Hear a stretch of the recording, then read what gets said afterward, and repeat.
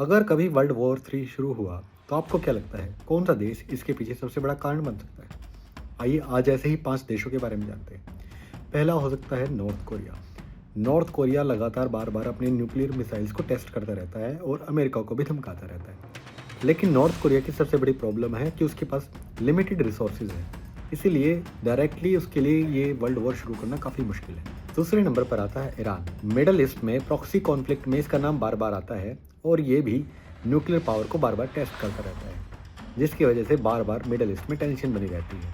फिलहाल जो middle east में ईरान और इजराइल का कन्फ्लिक्ट चल रहा है, अगर उसमें यूएसए डायरेक्टली कूद जाता है तो ये कन्फ्लिक्ट और ज़्यादा बढ़ सकता है और ये वर्ल्ड वॉर का रूप ले सकता है। उसके बाद नंबर आता है रशिया का। रशिया दुनिया की सबसे बड़ी न्यूक्लियर पावर में से एक है और यूक्रेन कन्फ्लिक्ट के बाद तो ये ग्लोबल टेंशन और ज़्यादा बढ़ गई है, जिसकी वजह से वर्ल्ड वॉर शुरू होने के चांसेस और ज़्यादा बढ़ जाते हैं। और अगर किसी कारण से नाटो इसमें सीधा शामिल हो जाता है तो ये वर्ल्ड वॉर का रूप ले लेगा। उसके बाद नंबर आता है चाइना का। चाइना भी दुनिया की सबसे बड़ी पावर में से एक है। चाइना ने अगर कभी ताइवान पर हमला किया तो उसमें यूएसए और उसके अलाइज ऑटोमेटिकली युद्ध में उतर जाएंगे, जिससे कि वर्ल्ड वॉर हो सकती है। और पहले नंबर पर आता है अमेरिका। अमेरिका के मिलिट्री अलाइंसेस पूरी दुनिया में फैले हुए हैं। अगर किसी कन्फ्लिक्ट के कारण अमेरिका युद्ध में उतरता है तो ये पूरे का पूरा युद्ध वर्ल्ड वॉर का रूप ले लेगा। तो आपके हिसाब से वर्ल्ड वॉर 3 का सबसे बड़ा ट्रिगर कौन सा हो सकता है? कमेंट करके ज़रूर बताइए। और ऐसे ही अमेजिंग फैक्ट्स को जानने के लिए चैनल को सब्सक्राइब कीजिए। Follow for more.